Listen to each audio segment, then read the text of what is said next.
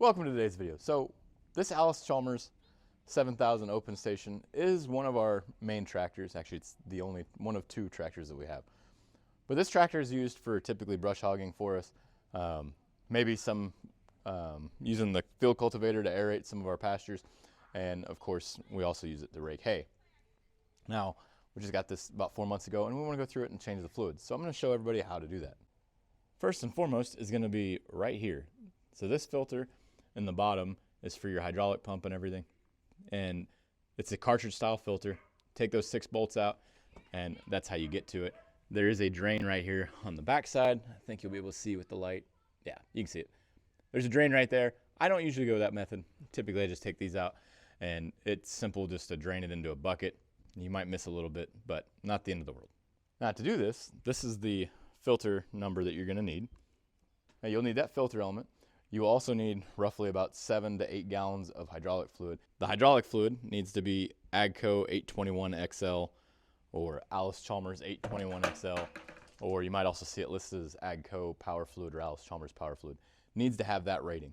It's just specific for Allis Chalmers equipment. Whether or not it'll hurt clutches if you don't use it, I don't know, but I'm not gonna try it. It's pretty simple. Most of the fluids nowadays have a lot of ratings across them and they'll probably cover your equipment. Now the hydraulic filter is right inside of here. Take these 6 bolts off, pull this out, and it's gonna come out. It's a cartridge style filter. I'll show you that in a second.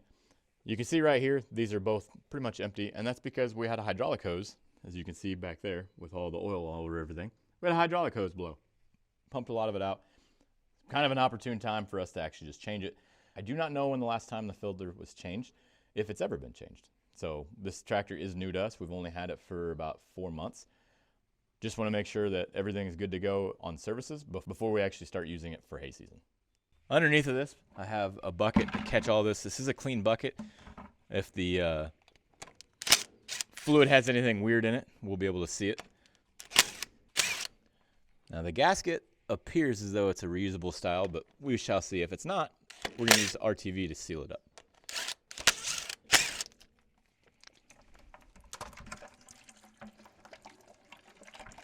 Now you're going to see me reaching in here, and the reason being is because I don't know how well you're going to be able to see it on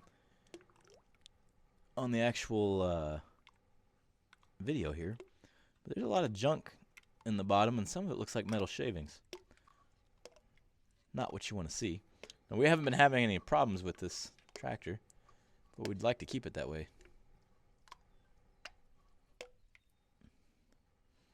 We'll have to go grab some rags. Might have to go use the air compressor. I don't think I can get it off with this. I thought I'd be able to just wipe it off, but it's not looking as promising as I thought it would.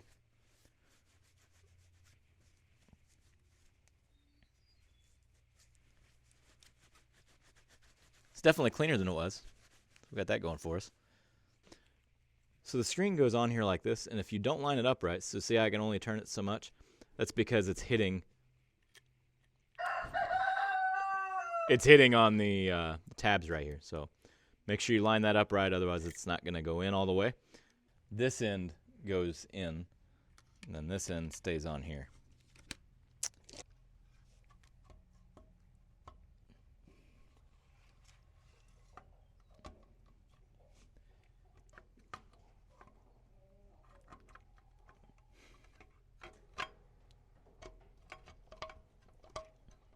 I could be wrong, but this filter right here is the filter for the hydraulics and the transmission, I believe.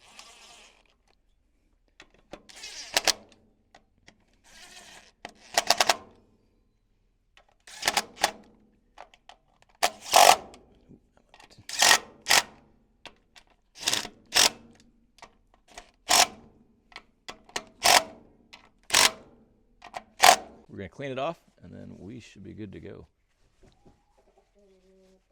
Make sure whatever fluid you're putting in here is AGCO Power Fluid rated, so 821 XL, or there's other variants, I think. Make sure it's something that's matching that, the Allis Chalmers 821 XL fluid, or the Allis Chalmers 821, or AGCO Power Fluid 821. All right, it's full for the moment. We're going to fire the tractor up and make sure that we actually have it full, because I'm sure once it cycles everything and fills up some hydraulic lines that were probably empty, it will definitely be needing a little bit more. Make sure it's out of gear or in park in this case, because it has a park gear before you start it. Obviously you don't want to get ran over by your own tractor.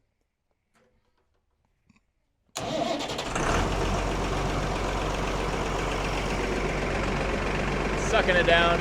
Like I said, we'll probably have to top it off. Not a big deal. The important thing is I don't see any leaks. So we're pretty close. Probably need a little bit more. We're actually not that far off. We do need a little bit more. Let it run, turn the steering wheel back and forth, and then we'll shut her down and we'll add some. All right, we're not outside in the lean-to anymore. Ended up having to come in. It's so windy out there that it's just not going to work out. And the other thing is it's supposed to rain a lot tomorrow, so I do have the tractor warmed up. We are going to drain the engine oil, and then we'll probably knock out the fuel filter tomorrow. But let's get started on the engine oil at least. Oh, there it goes. Gee. Well, Hercules himself tightened that one. Okay. Those are out.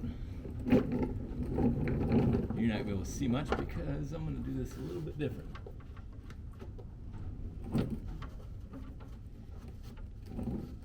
So because this has a screen in the bottom of it, I can actually just let this oil just pour right out with the filter, or with the plug in it. But I've actually got the plug.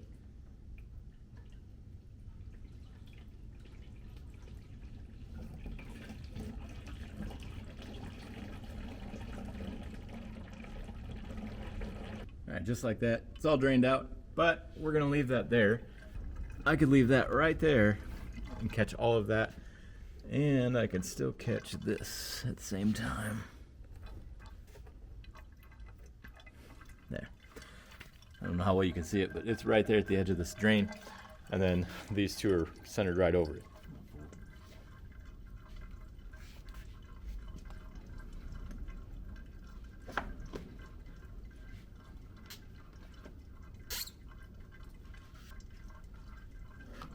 Too big for this one too. Oh, we're gonna make a mess.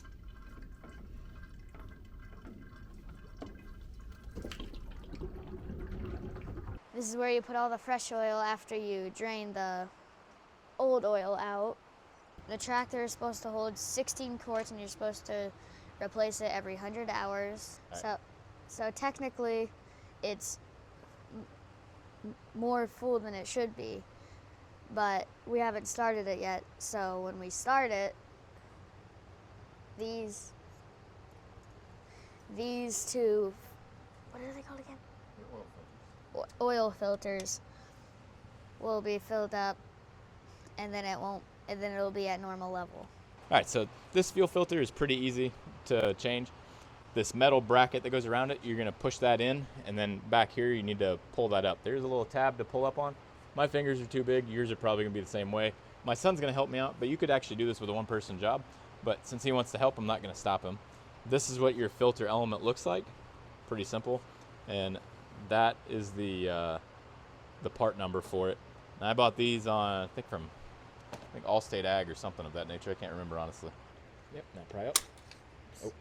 I let off too early. There. Nice. How do we do the bottom? No, the bottom just comes off. Need the light though. Hang on. You sure it just comes off? Yep. I don't think he's thought about it. Wait. Oh, you just pull it up. There you go. All right.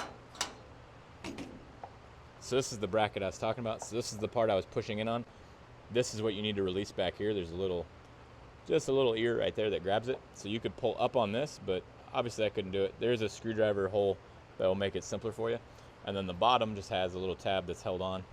Just line the holes up. So it goes like this. Oh. I didn't even understand. Easier said than done. But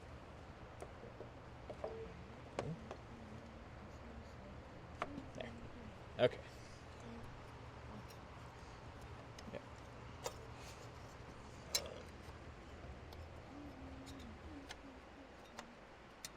I'm pretty sure I'm on.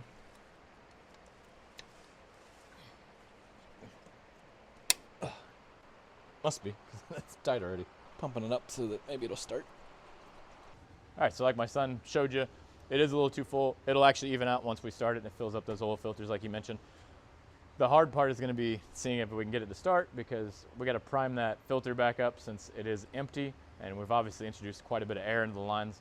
So enjoy us fighting through that.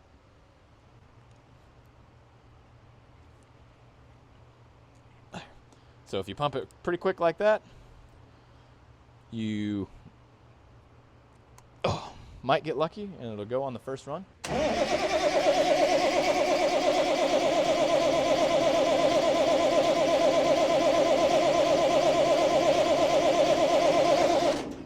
Oh man, I don't know if I have the camera up high enough, but notice it started out smoking and then it stopped right away. So that tells me that I've got air in the line and it's not getting fuel.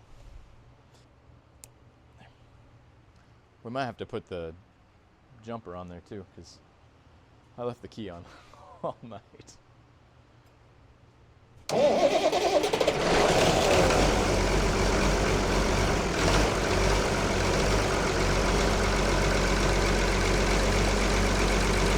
Turns out you know what you're doing. Me or the tractor? Both. Okay, now that we've started the tractor, the oil should be level, or at where it needs to be. The full level. Yeah, at the full level, not overflowing.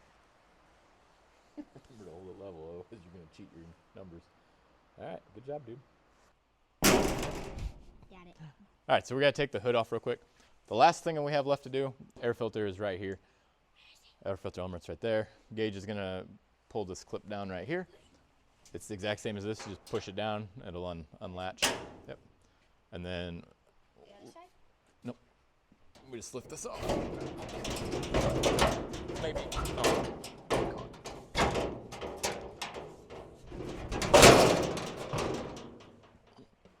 No bueno. Oh, fine. Means no good in Spanish. All right, so I don't know if yours will have it, because some people might take it off and lose it, but if you remove this baffle, I don't know how well you can see it. Actually, you're not going to be able to see it probably, but there's some dirt in there. I'm going to empty it out in mine. Take that wing nut off. And he's going to remove that element, and we'll see how clean or dirty it is. It actually doesn't look terrible from right here, but it's hard to say without light shining on it. Yeah. Oh, wow, it actually is pretty clean. Yeah. Take that one out too. All right, so our air filter actually turned out to be really clean, surprisingly, because I wouldn't have seen that coming. But if you're looking for a part number for this, it's Napa Gold 2321. Like I said, I don't know if you'll be able to see that on here, but so Napa Gold 2321 is the air filter, the outer element, and then the inner element, I don't know if it has a number on it, but we'll look. Put it in that. That way we don't lose them. Less likely to lose them anyway. Oh, yeah. Oh, perfect, it does. Even better. This one has the number on it as well, and it's a Napa Gold 6522. So that's the two filter elements you'll need. This is your inner, and like I said, ours are dang near perfectly clean. I would assume that the previous owner must have replaced it right before we bought it or something. I don't know how well you can see this, but this shouldn't move and shouldn't be able to move around like that. You can actually see it's been eaten by the fan blade a little bit right there. That's it. So this right here shouldn't be able to move like that, and you can actually see it's been eaten by the fan blade. I don't have any more screws like that, or I don't think. I'm going to look, but if I don't, I'm going to move one of these down and just put it in the bottom so it can't move around. The other side's missing from here down. Now, it's important to have this, obviously, because it pulls air across the whole radiator with the shroud. If it doesn't have it, it's not going to pull air across the whole radiator, or if it doesn't have enough of it, it won't even pull air through the radiator.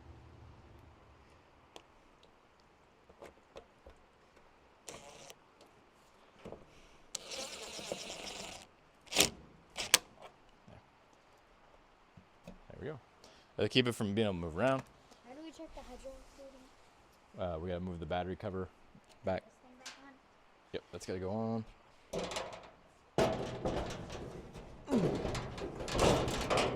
Uh-oh.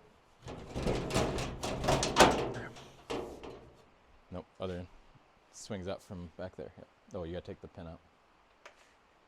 Flip it up.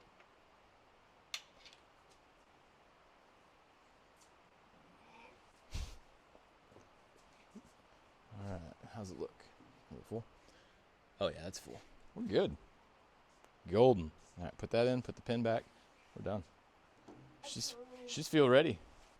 And just like that, the old 7000 is field ready.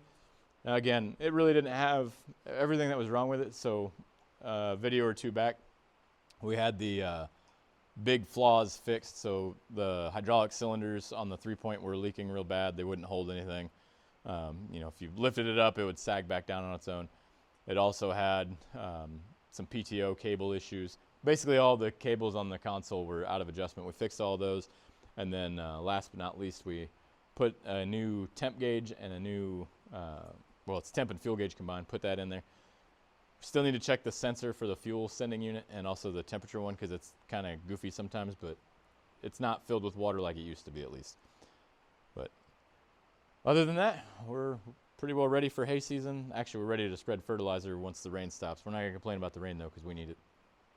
And then won't be long after that, though. We'll be raking hay with this thing, maybe doing some mowing with it. I don't know. We'll see. Maybe you can drive this one and I'll drive the other one. But thanks for watching. Hope you have a blessed week. We'll see you next time.